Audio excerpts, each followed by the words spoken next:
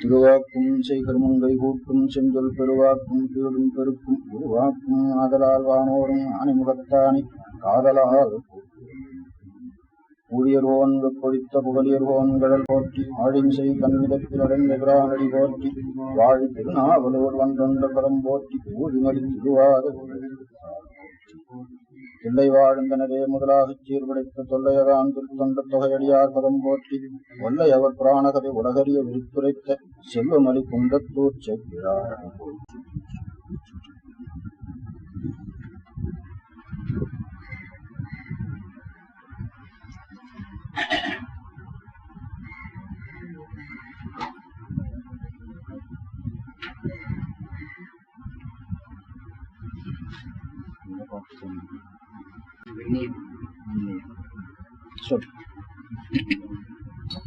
விண்ணியங்கும் மதியே கண்ணியாவியும் சடையே கண்ணியங்கொள்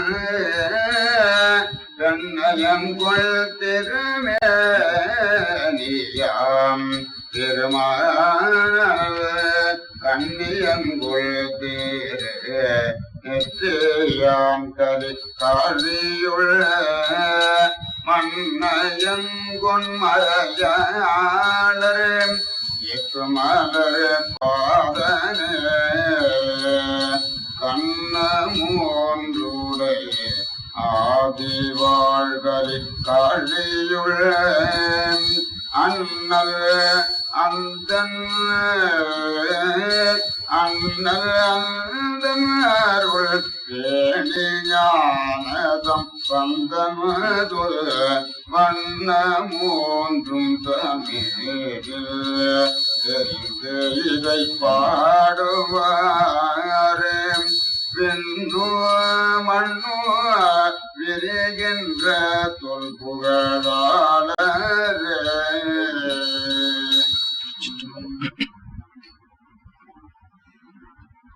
நண்பர்களே, திருஞான சம்பந்தமூர்த்தி சுவாமிகள் தேவாரத்துல திருப்பெருமபுரம் என்ற தலத்துல காழி என்னும் பெயரால் அமைந்த பதியங்களை சிந்தித்துக் கொண்டிருக்கிறோம்.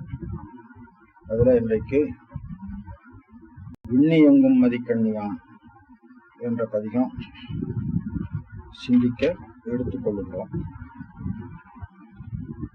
விண்ணியங்கும் மதிக்கண்ணியான், கண்ணிங்கிறது தலைமாதைக்கு பேர். சிவபெருமான் சந்திரனை இப்படி சூடியிருக்கிறார் அப்படின்னால அதுக்கு கண்ணி, மாதர் பிறை கண்ணியானே அப்படின்னு பார்க்கிறான். அது போல விண்ணியங்கும் மதிக்கண்ணியான், மதிக்கண்ணியான் மதிக்கு அடைமொழி விண்ணியங்கும் மதி. விண்ணியங்கும் மதிங்கிறது இப்ப இருக்கிற சந்திரனுக்கு அடைமொழி. சிவபெருமானுடைய தலையில இருக்கிறதுக்கு விண்ணியங்கும் என்ற அடைமொழி இல்லை. அது அங்க ஒரே கலையோட எப்பவும் அப்படியே இருந்து கொண்டிருக்கிறது. அது ஆரம்பத்திலே சொல்லியிருக்கிறேன். அது சந்திரன் வேற, நாம பார்த்து கொண்டிருக்கிற சந்திரன் வேற. இது எல்லா அண்டத்துக்கும் தனித்தனியா இருந்து கொண்டிருக்கிறது, இது வேற. அப்ப விண்ணியங்கும் என்பது சிவபெருமான் எழுந்திருக்கின்ற நாகத்துக்கு புற்றாடரவுன்னு பாடுறதுங்களா, அத போல அது சாதி அடைன்னு சொல்லுவாங்க. அரவு என்று சொன்னா புற்றில் இருக்கும், அதுக்காக புற்றாடரவும் பாடுறோம். அது போல இதுவும் விண்ணியங்கும் மதி என்று அடைமொழி. விண்ணியங்கும் மதி கண்ணியான் விரியும் சடை, சடையினை உடையவன் தனியா பற்றிக்குவான். அப்ப கண்ணியான் என்பதில் இருக்கிற ஆணை பிரித்து சடை என்பதோடு கூட்டி சடையான் என்று அர்த்தம் பண்ணணும். அப்ப விண்ணியங்கும் மதி கண்ணியான் விரியும் சடையான். அப்புறம் பெண் நயங்கொள் திருமேனியான், பெண் நயங்கொள், பெண் நியங்கொள்னு வந்திருக்குதால பெண் நயம், பெண் நயம் பிரிச்சுக்கோ. பெண் நயங்கொள் திருமேனியம், நயம் என்பது இந்த இடத்துல இனிமை, மென்மை அப்படின்னு அர்த்தம். பெண் நயங்கொள் திருமேனி என்றது உமையம்மை திருமேனியிலே ஒரு பாகத்தை கொண்டிருக்கிறாள் ஆகியனாலே பெண் நயங்கொள் திருமேனி. நயத்தல்னா விரும்புதல் அர்த்தம். விரும்பி தங்கி இருக்கின்ற, விரும்பி ஒரு பாகம் கொண்டிருக்கின்ற என்று அர்த்தம் பண்ண. பெண் நயங்கொள் திருமேனியான் பெருமான், அனல் கண் நயங்கொள் திருநெற்றியான். அனல் கண், அதனை இனிதாக கொண்டிருக்கின்ற திருநெற்றியை உடையவன். சிவபெருமானுக்கு 3 கண்ணுல சோம சூரிய அக்னி, அது 3ஆ சொல்லுங்களா? அது மாதிரி அனல் கண் நயங்கொள் திருநெற்றியான். கலிக்காழியுள் மண் நயங்கொள் மறையாளர் ஏத்தும் மலர்பாதம். அப்ப எப்படி பண்ணிக்கணும்? கண்ணியான், சடையான், மேனியான், நெற்றியான், மலர்பாதம். அவனுடைய திருவடி யார் ஏத்துகிறார்கள்? மறையாளர் ஏத்துகிறார்கள். எத்தகைய மறையாளர்கள்? காழியுள் மறையாளர்கள். காழிக்கு என்ன அடைமொழி? கலி காழி. கலி என்று சொன்னா எழுச்சி அப்படின்னு அர்த்தம். சில இடத்துல கலி என்பதுக்கு வறுமைன்னு அர்த்தம் வரும். கலி என்பது ஒரே சொல்லுதான், ஆனா சில இடத்துல வறுமை என்று அர்த்தம் வரும், சில இடத்துல துள்ளல், எழுச்சி, மிகுதி என்று. இப்ப களிப்பாட்டு அப்படின்னா அந்த ஓசையில துள்ளி செல்லுகிற ஓசை, அதனால அதுக்கு களிப்பாட்டு அப்படின்னு சொல்றோம். அத போல கலிக்காழியுள் மறையாளர் ஏத்தும் மலர்பாதம். மண் நயங்கொள் மறையாளர். மண் நயங்கொள் மறையாளர்.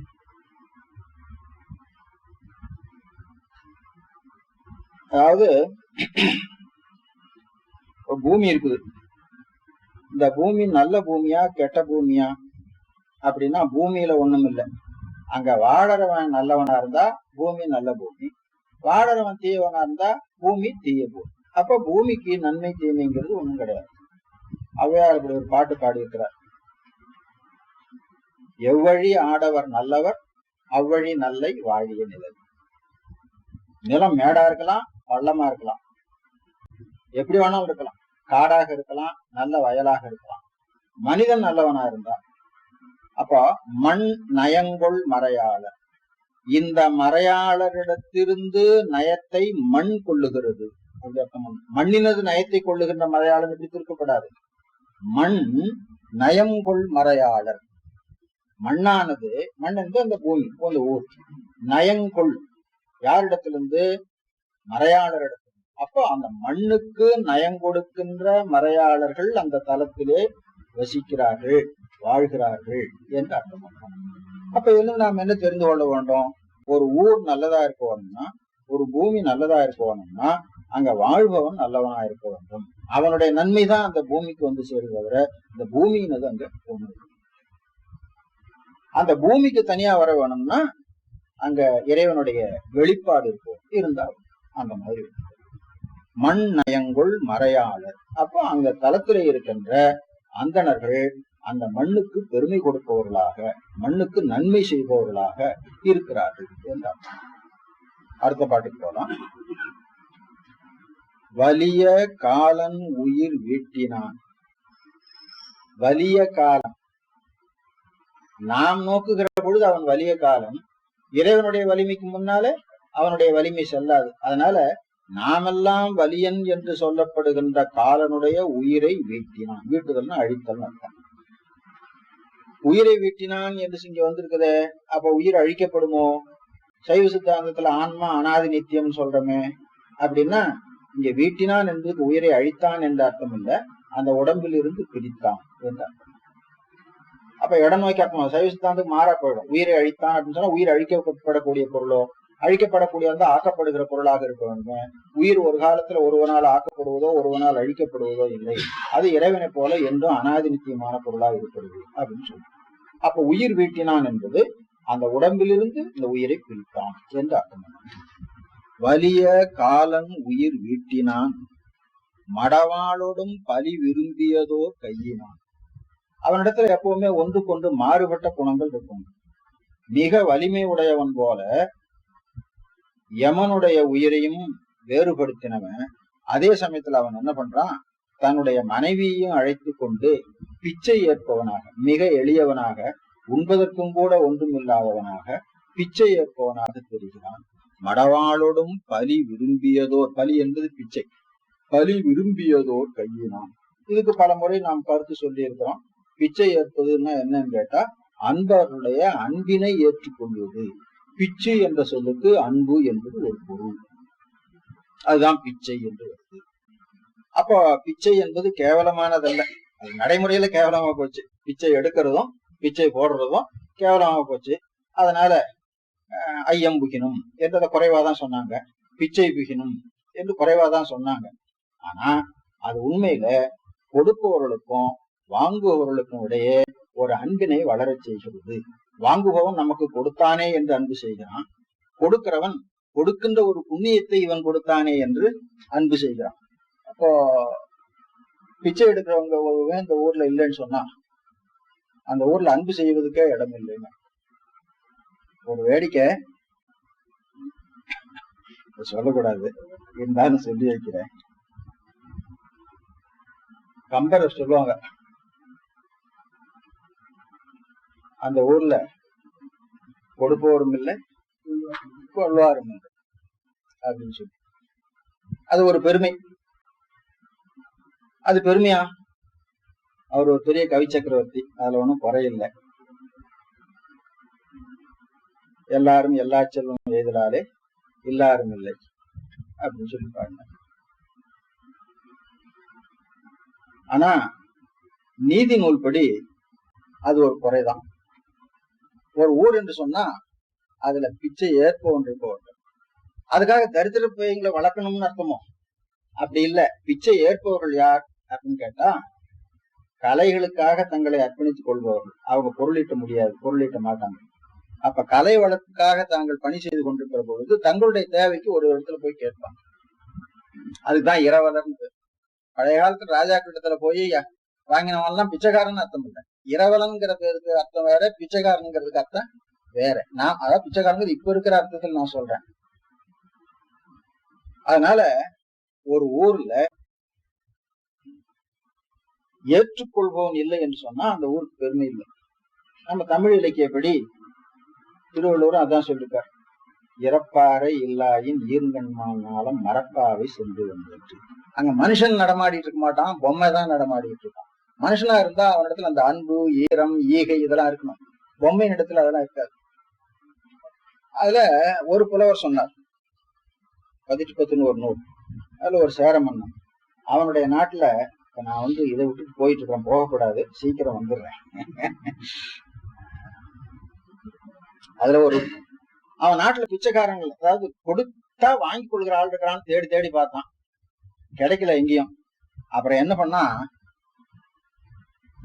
அரசியல் அதிகாரிகளை கூப்பிட்டு தேரை கொடுத்தா வாங்கி கொள்ற ஆள் எங்க இருக்கிறான்னு தேடி பிடிச்சி யாராவது ஒரு 4 பேரை கொண்டு வாங்கலாம் அப்படின்னு நினைச்சான். அப்புறம் அவன் போனா எங்கேயோ அடுத்த நாட்டுல அந்த வீட்டுல இந்த வீட்டுல இருந்தான், அவன்லாம் கூப்பிட்டு வந்தான், அவனுக்கு எல்லாம் கொடுத்தான், அவன் சந்தோஷப்பட்டான். அப்பதான் அந்த ராஜாவுக்கு சந்தோஷம். வாராராயினும் இரவலர், அர்த்தம் சாதாரணமா தெரியும். வாராராயினும் இரவலர் தேரில் தந்து அவருக்கு ஆர்பதம் நல்கும் செல்வப்படுங்கோ அப்படின்னு சொல்லி அந்த அரசனை பாடிக்கிறார். அப்ப நம்ம தமிழ் இலக்கியத்துல ஒரு நாடு என்று சொன்னா அந்த நாட்டுல கொடுப்பவனும் இருக்க வேணும், ஏற்பவனும் இருக்க வேணும். ரெண்டும் இருந்தாதான் அது நாடு. அது இல்லாவிட்டா அது ஒரு பெரிய நாடா சொல்ல முடியாது. அப்படியானா எல்லாரும் எல்லா செல்வம் எய்தலாலே எல்லாரும் இல்லை கொடுப்பாரும் இல்லை அப்படின்னு அர்த்தம் பண்ணா அது நாட்டுக்கு பெருமையாகுமோ? சிவபிரசாமிகள் ஒரு பாட்டு ஒன்று பாடினார். அவர் ஒரு நகரத்தை வர்ணனை பண்ணார். இப்படி வர்ணனை பண்ற பொழுது அந்த நாட்டுல ஒரு குறையும் இல்லை. குறைன்னா என்ன? ஒரு மனுஷனுக்கு என்ன வேணும்? உடுப்பதற்கு உடை வேண்டும், உண்பதற்கு உணவு வேண்டும், வேறு போக பொருள்கள் வேண்டும். அப்ப உடுப்போர்க்கு உடுக்கும் துயில்களால் உண்போர்க்கு உண்ணும் பொருள்களால் குறைவின்றி சொல்லிட்டு அந்த நாட்டுல ஒரு குறையும் இல்லைன்னு சொல்லிட்டு அப்புறம் நயமா என்ன பண்ணிருக்கிறார், ஆனா ஒரே ஒரு குறை உண்டு. உடுப்போர்க்கு உடுக்கும் துயில்களால் உண்போர்க்கு உண்ணும் பொருள்களால் குறைவின்று, அதுதான் கொடுப்போர்க்கு இறப்போர் இல்லாத குறை ஒன்று உலகு கூறுகிறார். இப்ப கவி சக்கரவர்த்தி எங்க போயிட்டார்? அவர் இல்லாரும் இல்லை, கொடுப்பாரும் இல்லை, ஏற்பாரும் இல்லை, இறப்பாரும் இல்லை, போயிட்டார். இவர் என்ன பண்ணாரு? வாங்குறவன் இல்லைன்னா அது அந்த நாட்டுக்கு ஒரு குறை. அதுக்காக என்ன பண்ணாரு? அதுதான் கொடுப்போர்க்கு இறப்போர் இல்லாத குறை ஒன்று உலகு கூறுகிறார் அப்படின்னு சொல்லி. இப்போ ஒண்ணு வேண்டாம், நீங்க இருக்கீங்க, எத்தனையோ விரத அனுஷ்டானங்கள்லாம் பண்றீங்க, விரதம் முடிக்கிற பொழுது ஒரு நீதி உண்ட சிவனடியார்களுக்கு உண்பித்து உண்ண வேண்டும். நீங்க வீதி வீதியா தேடி தேடிட்டு போறீங்க, ஒருத்தரும் கிடைக்கிறது இல்ல. இந்த சாப்பாடு போடுற வாங்கடான்னா வேண்டாங்க அப்படின்ட்டு போற ஆள் இருக்கான். அப்ப நீங்க என்ன பண்ணுவீங்க? உங்க விரதம் எப்படி முடியும்? அப்ப சிவனடியார்கள்னு சில பேர் இருக்கணும். அவர்களும் நீங்க உணவு அளித்தா ஏற்றுக்கொள்ளுகிற பக்குவத்துல இருக்கணும். அப்படி இருந்தா தானே அது பெருமை. அந்த மாதிரி ஆமா ஆமா அவங்க தங்களுக்காக மட்டும் எடுக்கிறது இல்லை. இன்னும் அதை போல இருக்கிறவங்களுக்கு அவங்க கொடுத்துதான் சாப்பிடும். அது ஒரு பழக்கம். இன்னைக்கெல்லாம் நீங்க விரதம் முடிக்கணும், சிவனடியார்களுக்கு உண்பித்து நாம் உண்ண வேணும்னு சிவனடியார்கள் தேடினா கிடைக்கவே மாட்டாங்க. ஒண்ணும் வேண்டாம், வெறும் காவி கட்டி இருந்தா போதும்னா கூட வரமாட்டான். இதெல்லாம் அவன் என்ன சொல்லுவான் தெரியுங்களா? உங்க வீட்டுக்கு வந்து காத்துட்டு இருந்து சாப்பிட்டுட்டு திரும்பி வர்றதுக்கு 3-4 மணி நேரம் ஆகும். அதுக்குள்ள இங்க 4 பேர் ஆளுக்கு 50 பைசா போட்டா எனக்கு பணமாச்சு அப்படின்னுவான். அதுதான் கணக்கு போட்டுட்டு இருக்கிறானே தவிர நம்ம வீட்டுக்கு வந்து சாப்பிட்டு போறது அவன் கணக்கு போட மாட்டான். அதனால பிச்சை அப்படிங்கிறது இன்னைக்கு இருக்கிற காலத்துல அதை நாம் சாதாரணமா நினைக்கிறோமே தவிர அது அன்பு வளர்வதற்கு இது ஒரு ஊடகமாக இருந்திருக்கிறது. அது வேண்டும் என்றுதான் பழைய காலத்துல நினைச்சிருக்கிறாங்க. ஏற்கிற முறையிலும் கொடுக்கிற முறையிலும் தவறுகள் வந்துட்டு தானே அது பாழ்பட்டு போகும். அதுக்குதான் கரவு அப்படின்னு ஒண்ணு வச்சிருக்காங்க. இரவச்சம் அப்படிங்கிறத பாடினவர் கரவும் என்பதை பாடியிருக்கிறார். அந்த அதிகாரத்துக்குள்ளேயே சேர்த்து பாடியிருக்கிறார். அப்படி சில விஷயங்கள் ஞாபகம் வந்து சொன்ன. பலி விரும்பியதோர் கையினான். அவன் பலி ஏற்பதனாலே, அவனுக்கு பலி இடுவதனாலே அன்பு வளர்க்கிறது. அன்பர்களுடைய அன்பைத்தான் அவன் பலியாக ஏற்றுக்கொள்கிறான். அதனாலதான் நிறைய பாடல்கள் புலவர்கள் பின்னால வந்து பாடினவங்க எல்லாம் நம்ம தேவாரத்திலையும் அது மாதிரி நிறைய பாடல்கள் உண்டு. பிச்சாடன வடிவத்தை ரொம்ப சிறப்பா பாடுவார்கள். அவனுக்கு பிச்சை இட வந்து அதனாலே தன்னை மறந்து நின்றவர்களை பற்றி பாடியிருப்பார். இதெல்லாம் கேவலமா இல்லையோ அப்படின்னா இந்த இடத்துல இல்லை. அதை ஞாபகம் வச்சுக்கணும். சிவபிரகாசாமி கூட பிச்சாடன நவமணி மாலை அப்படின்னு அந்த பிச்சை கோலத்தை மட்டும் தனியா பிச்சை தேவர்னு பேர். பழைய காலத்துல பிரம்மோற்சவத்துல அவருக்கு ஒரு நாள் எழுந்தருளுகை உண்டு. பெரிய சிவாலயங்கள்ல பிச்சை தேவருடைய உருவம் எல்லாம் பேரூர்ல கூட இருக்கு. அதுக்கு என்னென்ன உணவு நிவேதனம் பண்ண வேண்டும் அப்படின்னு கணக்கு எழுதி வச்சிருக்கிறான் பழைய காலத்துல. அப்படி நம்ம நாட்டுல அந்த பிச்சாடன மூர்த்தம் கண்மகாண்டத்தை குறைத்து பக்தியினுடைய பெருமையை சொல்லுவதற்காக வந்தது அப்படிங்கிறது எல்லாருக்கும் தெரியும். தாரகாவனத்து சமாச்சாரம் தானே இது.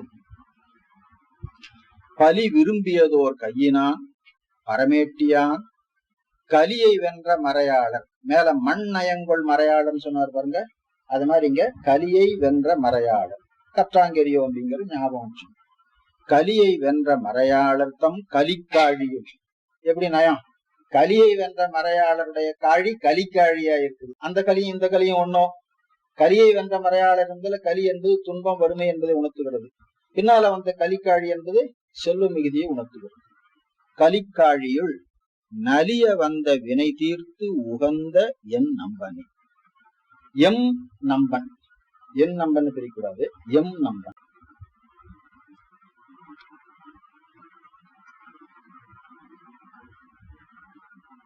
என் நம்பன்னா 2 இடத்துலயும் ரன்னகரம் வரணும். எம் நம்பன்னா 2 இடத்துலயும் தன்னகரம் வரணும். இதுதான் வித்தியாசம். எம் நம்பனே வினை தீர்த்து உகந்த நம்பன். உகந்தன்னா இந்த இடத்துல சந்தோஷப்பட்டான்னு அர்த்தம் இல்ல. தமிழ்ல உகப்புன்னு ஒரு சொல்லு, உவப்புன்னு ஒரு சொல்லு. உவப்பு வானா போட்டாதான் சந்தோஷம், உகப்பு அப்படின்னு போட்டா உயர்ச்சி அப்படின்னு அர்த்தம். அப்ப உகந்த உயர்ந்த நம்பன். நம்பன் விரும்பப்படுபவன் அர்த்தம். நம்பும் மேவும் நசையாகுமே அப்படிங்கிற சூத்திரம். நம்பன் விரும்பப்படுபவன். ஏன் அவன் நம்மால் விரும்பப்படுகிறான்? அவன் உயர்ந்தவன் ஆகையினாலே அவன் விரும்பப்படுகிறான். எனவே உகந்த நம்பன், உகந்த உயர்வுடைய நம்பன் விரும்பப்படுகிறான். எதனால அவன் உயர்வுடையவனானான் அப்படின்னு கேட்டா, வினை தீர்த்தானாகையினாலே அவன் உயர்ந்தவனாக. பிறர் யாராலும் தீர்க்க முடியாத வினையை அவன் தீர்த்தான். வினை தீர்த்தானாகையினாலே அவன் உயர்ந்தான். வினையை தீர்க்காட்டி என்ன? மனுஷனா வினை இருக்க, மனுஷனா வேலை செய்யறவன் தானே, வினை இருக்கத்தானே வேணும். அப்படின்னா வினை இருக்கத்தான் வேணும். அந்த வினை நம்மை நலிவதாக வந்தது. நலிவுன்னா என்ன? ஆன்மாவுக்கு பிறப்பு இறப்பிலே படுவது நலிவு, பிறப்பு இறப்பு நீங்கி திருவடியிலே இருப்பது உயர்வு. திருவடியிலே இருக்கும் உரிமையுடைய ஆன்மாவை பிறப்பு இறப்பிலே படுத்தி நலிவிக்கிறதாகினால அந்த வினை தீர்ப்பதற்குரிய வினை. அந்த வினையை அவன் ஒருவன் தான் தீர்க்க முடியும், வேற யாராலும் தீர்க்க முடியாது. நம்ம வினையை நாம் அனுபவித்து தீர்த்து கொள்ள முடியாது. அவன் குருவாக தீட்சை செய்தானா நீங்கும். அவன் குருவாக ஞான ஆச்சாரத்தை காட்டினானா அந்த ஞான ஆச்சாரத்தின் வழியிலே நிற்பதனாலே பிராரத்தம் நம்மை தாக்காது, ஆகாமியம் சேரணும். ஆகையினால அவன் ஒருவனால் தான் அது முடியும். எனவே நலிய வந்த வினை தீர்த்தலினாலே அவன் உகந்தவனாக ஆனான். உகந்தவனாக ஆனதனாலே அவன் நம்பனாக ஆனான் என்றார். ஆனா அந்த கடைசி தொடர் ரொம்ப அருமையான தொடர், நினைவு வைத்துக் கொள்ளுங்க. கலியை வென்ற மறையாளர் தன் கலிக்காழி, அது ஒரு சுவையான தொடர். கலியை வென்றவர்கள் ஊர் கலியாக இருக்கிறது அப்படிங்கிறது ஒரு சுவையான தொடர். நலிய வந்த வினை தீர்த்து உகந்த நம்பன் என்பது ஒரு நல்ல பொருள் பொருந்த தொடர், நினைவு. மூன்றாவது பாட்டு போலாம். சுற்றலா நட்புலித்தோல் அசைத்து, அசைத்துனா உடுத்தி கட்டின்னு அர்த்தம். சுற்றல் சூழ அணிந்து கொள்ளுகிறோம்ல, அதனால சுற்றல் அப்படின்னு. சுற்றலா நட்புலித்தோல் அசைத்து அயன் வெண்தலை துற்றலாயதொரு கொள்கையான். துற்றல் உண்ணுதல் அர்த்தம். அயன் வெண்தலை துற்றல், வெண்தலையை துற்றல் இல்ல, வெண்தலையில் துற்றல் என்று அர்த்தம் பண்ணணும். அவன் பிச்சை ஏற்று உண்கிற பொழுது அயனுடைய தலை பிரம்ம கபாலம் அதுலதான் பிச்சை ஏற்கிறான். அதனால அயன் வெண்தலை துற்றலாயதொரு கொள்கையான். புலித்தோல் உடுத்தான், அயன் தலையில் பிச்சை ஏற்று உண்கிறான். அவன் பெரியவனோ அப்படின்னா ஆபிச்சார வேள்வியிலே அவனை அழிக்குமாறு எழுப்பி அனுப்பப்பட்ட புலியை வென்றவனாகினாலே அவன் உயர்ந்தவன். பிரம்மனை சிரச்சேதம் செய்தவனாகினாலே அஷ்டவிரட்டத்துல அது ஒண்ணு இல்லைங்களா, அவன் உயர்ந்தவன். அப்படி கருத்து வச்சு கொள்கையான் சுடு நீற்றினான் கற்றல் கேட்டல் உடையார்கள் வாழ் கலிக்காழியுள். முதல் பாட்டுல மண் நயங்கொள் மறையாளன் சொன்னார், அடுத்த பாட்டுல கலியை வென்ற மறையாளன் சொன்னார், இந்த பாட்டுல கற்றல் கேட்டல் உடையார்கள் வாழ் கலிக்காழியுள். கற்றல் கேட்டல் உடையார் பெரியார் முதல் பதிகத்திலே இருந்து இல்லையா, கற்றல் கேட்டல் உடையார். கற்றல் கேட்டல் உடையார் என்பதுக்கு என்ன அர்த்தம்? இன்னைக்கு நாம பண்ற மாதிரி பள்ளிக்கூடத்துல போய் படிக்கிறது, வாத்தியார்கிட்ட கேட்கறது, அந்த கற்றல் கேட்டல் இல்லை. சைவ சித்தாந்தத்துல இந்த அனுபவம் என்பது பொது லட்சணத்துல கற்றல் கேட்டல் என்ற ரெண்டினாலே அமையும். சிறப்பு லட்சணத்துல கற்றல் கேட்டல் சிந்தித்தல் தெளிதல், கேட்டல் சிந்தித்தல் தெளிதல் அப்படி அமையும். அப்போ கற்றல் கேட்டல் உடையார் என்று சொன்னா அவர்கள் அபரஞானத்திலே பூர்த்தியானவர்கள். அதுதான் கற்றல் கேட்டல் உடையார். படிச்சவங்க, பல பேர்கிட்ட கேட்டவங்க அப்படி அர்த்தம் இல்ல. சாஸ்திரங்களை கற்றார்கள், குருவனிடத்துல உபதேசம் மூலமாக கேட்டார்கள், அதனாலே அவர்களுக்கு அபரஞானம் பூர்த்தியாக ஆயிற்று. அடுத்தாப்புல அந்த காழியிலே வாழ்வதனாலே அவர்களுக்கு அனுபவ ஞானம் வர வேண்டும், அதுக்கு பரஞானம் என்று பேர். இப்ப பரஞானத்துக்கு தகுதி உடையவர்களாக இருக்கிறார்கள். அங்கேயும் தான் அர்த்தம் வச்சுக்கணும். கற்றல் கேட்டல் உடையார் பெரியார் கடல் கையால் தொழுதேத்த என்பதுல கற்றல் கேட்டவர் உடையவர் ஆகையினாலே அவர்கள் பெரியவர்கள். கற்றல் கேட்டல் உடையவன் எப்படி பெரியவனானா? கல்வியிலே சிறந்தவன் பெரியவன் தான், கேள்வியிலே சிறந்தவன். இந்த கற்றல் கேட்டல் என்பதெல்லாம் திருக்குறள்ல சொன்ன கற்றல் கேட்டல் அல்ல. திருக்குறள்ல கேள்வி என்ற அதிகாரம் இருக்கிறது, கல்வி கல்லாமைங்கிற அதிகாரம் இருக்குது. அந்த கற்றல் கேட்டல் என்று சாதாரண நூல்களை படிப்பதும் நூல்களை அறிஞர்கள் வாய் கேட்பதும். இங்கே சொல்லுகின்ற கற்றல் கேட்டல் என்பது சாஸ்திரங்களை படிப்பதும் உபதேச கிரமத்திலே கேட்பதும் ஆகியிருந்தது. இதனால வரக்கூடிய பயன் என்னன்னு கேட்டா, ஞானத்துல பரஞானம் அபரஞானம் ரெண்டு உண்டு. அபரஞானம் இந்த ரெண்டினாலே அமையும், பரஞானம் இதன் பின்னாலே வரும். அதற்கு கற்றல் கேட்டல் உடையார்கள் வாழ் கலிக்காழியுள் மல் தயங்கு திரள் தோல் எம் மைந்தன் அவன் நல்லனி. மல் தயங்கு திரள் தோல் எம் மைந்தன். தோல் என்று சொன்னதுனால நல்ல திரண்ட தோல், மற்போருக்கு உரியதாக இருக்கின்றது. சிவபெருமானுடைய தோல் மல் தயங்கு தின்தோளோ அப்படின்னா மல் தயங்கு தின்தோள் தான். அவன் ஒருத்தர் தான் மல்யுத்தம் பண்ணியிருக்கிறானே, தோளாலும் வில்லாலும் போர் செய்துதான் அர்ஜுனனுடைய வலிமையை அறிந்து அவனுக்கு பாசுபதம் கொடுத்தான். ஆகையினால அவன் தோளை மல் தயங்கு தின்தோள் என்று பாடுறதுல குறை ஒன்றும் இல்லை. மல் தயங்கு திண்தோள் திரள்தோள் எம் மைந்தன் அவன் நம்பனே. பல்லயங்கு தலை ஏந்தினான். மேல அயன் வெண்டலை துற்றலாய கொள்கையான வந்து பாருங்க, அதேதான் இது. பல் அயங்கு தலை. அசங்குதல் அது அயங்குதல்னு வருது. அசங்குதல் வந்து இப்ப நம்மளோட பல் அசைதல்னு சொல்றோம்ல, ஆடுதுன்னு சொல்றோம்ல, அந்த மாதிரி. எனவே ஆடி விழுந்து போன தலை பல் தயங்கு. பல் தகர்க்கப்பட்ட தலைன்னு வச்சுக்கலாம். பல் தயங்கு திரள் தலை ஏந்தினான். படுகானிடை மல்லயங்கு திரள் தோள்கள் ஆற நடமாடியும். படுகானிடை நடமாடி. படுகானிடை நடமாடி. கானிடை நடமாடி காட்டிலே நடனமாடுபவன். என்ன காடு? படுகாடு. படுகாடுன்னா என்ன? எல்லாம் அழிந்து போன காடு. படுதல் என்று சொல்லுக்கு தமிழ்ல 2 அர்த்தம் உண்டுங்க. தோன்றுதல் என்று அர்த்தம், அழிதல் என்ற அர்த்தம். ரெண்டுக்கும் படு என்ற ஒரே சொல் தான். ஒன்றுக்கொன்று எதிரடையான 2 அர்த்தம் ஒரு சொல்லுக்கே உண்டுங்க. படு கானிடை. படு கானிடை நடமாடி. எப்படி நடமாடினா? ஆற நடமாடி. என்ன ஆற? தோள்கள் ஆற, திரள் தோள்கள் ஆற. எண்டோள் வீசி நின்றாடும் பிறான் அப்படின்னு சொல்றோம்ல, திரள் தோள்கள் ஆற நடமாடி. அந்த திரள் தோளுக்கு அடைமொழி மல் அயங்கு திரள் தோள். இங்கே அயங்குதல் என்பதுக்கு அசங்குதல், நிலை குலைதல் அர்த்தம் பண்ணப்படாது, விளங்குதல் என்று அர்த்தம் பண்ணும். மல் அயங்கு திரள் தோள்கள் ஆற நடமாடியும். ஆற நடமாடுதலாவது வீசி ஆடுதல், அதான் பொருள். மல் அயங்கு திரள் தோள்கள் ஆற நடமாடியும். கல் அயங்கு திரை சூழ் நீள் கலிக்காழியுள். கல் அயங்கு திரை, இந்த இடத்துல அசங்குதல், அசைத்தல் அர்த்தம். தண்ணீர் வந்து மோதுகிறது, அதனால கல்லும் அசைகிறது. கல் அயங்கு திரை சூழ் நீள் கலிக்காழியுள் தொல் அயங்கு புகழ் பேண நின்ற சுடர் வண்ணமே.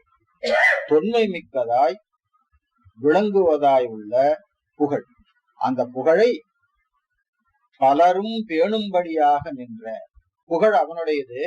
பேணுவார் அன்பர் சிவத்தை பேணின் தவத்திக் கழகு அப்படின்னு சொல்ல முடியுங்களா? அந்த மாதிரி தொல் அயங்கு புகழ் பேண நின்ற சுடர் வண்ணனே. தூநயங்கொள் திருமேனியில் பொடி பூசி. தூமேனி நயங்கொள் மேனி. தூ நயங்கொள் திருமேனியில் பொடி பூசி போய். நயங்கொள் மறை ஓதி. மறை ஓதி, மறை எத்தகையது? நயங்கொள்வதற்குரிய மறை, நன்மையை பெறுவதற்குரிய மறை. நாக்குக்கு நன்மை எப்ப வரும்? நல்ல சொல்லை பேசுவதனாலே. நாக்கு என்பது ஒன்னேதான், அதுல நல்லது கெட்டது ஒண்ணு கிடையாது. அது எதை பயிலுகிறதோ அதை பொறுத்து அது நல்ல நாக்கு கெட்ட நாக்கு அப்படின்னு சொல்லுவாங்க. பழைய காலத்துல புலவர்ல சென்னா புலவர்னு சொல்லுவாங்க.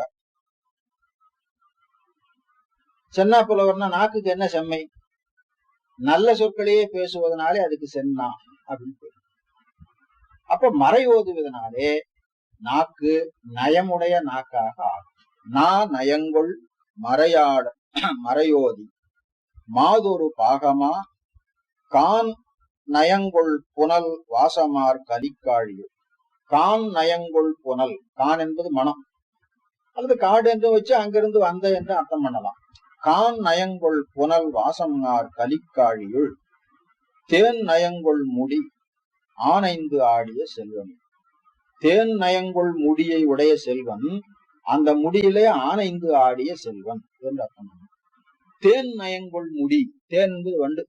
வண்டு நயங்கொள்ளுகிற முடினா என்ன? அங்கே அணிந்திருக்கின்ற கொன்றை மாலையினாலும் ஆத்தி தும்பை முதலிய மாலையினாலும் தேன் வண்டுகள் தனக்கு இனிமையான தேனினை பருகுகிறது என்று அர்த்தம்.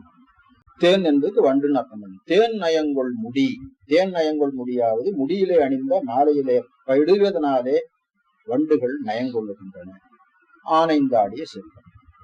சுழி இலங்கும் புனற்கங்கையாள் சடையாகவே மொழி இலங்கும் மடமங்கை பாகம் உகந்ததும். சுழி இலங்கும் புனல், இது தண்ணீர் கடைமொழி, தண்ணீர் சுழித்து கொண்டு ஓடுவது தெரியும். சுழி இலங்கும் புனல் கங்கையாள் சடை, சடையின் கண்ணே இருக்கவும் மொழி இலங்கும் மடமங்கை பாகம் உகந்தவன். ஒருத்தி சடையிலே இருக்கவும் ஒருத்தியை பாகத்திலே உயர்வாக ஏந்தி இருக்கவன். அப்ப அது வேற இது வேற, அதுக்கு மறைச்சு இதை இதுக்கு மறைச்சு அதை அப்படிங்கிறது இல்ல, ரெண்டும் ஒண்ணுதான். அவருடைய சக்தி பலவேறு ஆகையினால ஒரே சக்தி இடப்பாகத்திலே உமையம்மையாக தலையிலே கங்கையாக இருக்கிறது என்று ரெண்டும் ஒரே சக்தி தான். புராணத்துல என்னென்னமோ சொல்லுவாங்க, அது வேற விஷயம். புராணத்துல சொல்றதெல்லாம் நமக்கு சாஸ்திரத்துல எவ்வளவு ஒத்து வருமோ அவ்வளவுதான் எடுத்துக்கலாம், ஒத்து வராத இடத்துல எடுத்துக்கொள்ள முடியாது. எனவே ரெண்டு சக்தி. பாகத்துல இருக்கிற பொழுது உமைன்னு பேரு, சடையில இருக்கிற பொழுது கங்கைன்னு பேரு. அவ்வளவு. சுழி இலங்கும் புனற் கங்கையால் சடையாகவே மொழி இலங்கும் மடமங்கை பாகம் உகந்தவன் கழி இலங்கும் கடல் சூழும் தன் கலிக்காழியுள். கழி உப்பங்கழி. கழி இலங்கும் கடல் சூழும் தன் கலிக்காழியுள் பழி இலங்கும் துயர் ஒன்றிலா பரமேட்டியுள். பரமேட்டி மிக உயர்ந்தவன் அப்படின்னு. ஏன் அவனை உயர்ந்தவன் என்று சொல்றோம்? தொழும்படியாய் அடியின் கண்ணே இலங்குகின்ற கடல் ஆர்க்கின்றது ஏந்தியும் கடி இலங்கும் பொழி சூழும் தன் கலிக்காழி. இந்த இடத்துல கடி என்பதுக்கு மனம், வாசனை என்ற அர்த்தம். கடி இலங்கும் பொழி சூழும் தன் கலிக்காழியுள் கொடி இலங்கும் இடையாளோடும் குடிகொண்டது. காழியுள் குடிகொண்டது யாரோடு? கொடி இலங்கும் இடையாளோடு, கொடி போல் விளங்குகின்ற இடையினையுடைய உமாதேவியோடு சிவமும் சக்தியுமாக எழுந்திருக்கிறார்கள் என்று அர்த்தம். வல்லரக்கன் வரை பேர்க்க வந்தவன் தோல்முடி கல்லறைக்கி. கல்லறைக்கி கல்லிலே மோதி தேய்த்து, இந்த மலையிலே மோதி தேய்த்து கல்லறைக்கி விரல் வாட்டினான். கலிக்காழியுள் நல் ஒருக்கியதோர் சிந்தையார்.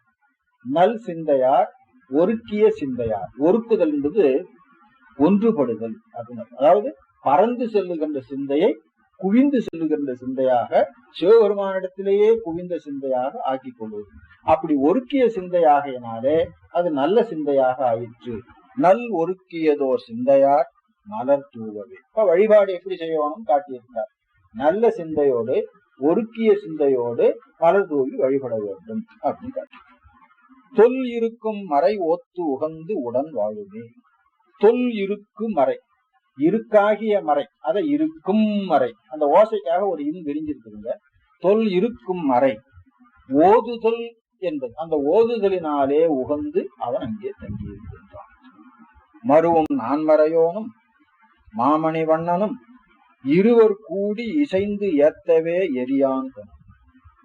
எரியான் எரி போலும் நிறத்தை உடையவனாக விளங்கினவன்.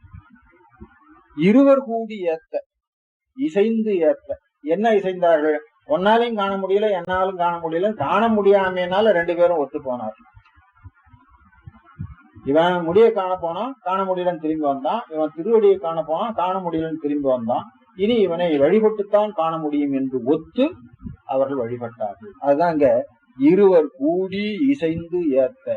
இருவர் கூடி ஏத்த, இசைந்து ஏத்த. இசைதல் என்பது இவனை வழிபாட்டினால் அன்றி நம் முனைப்பினாலே காண முடியாது என்பதை உடம்பட்டு.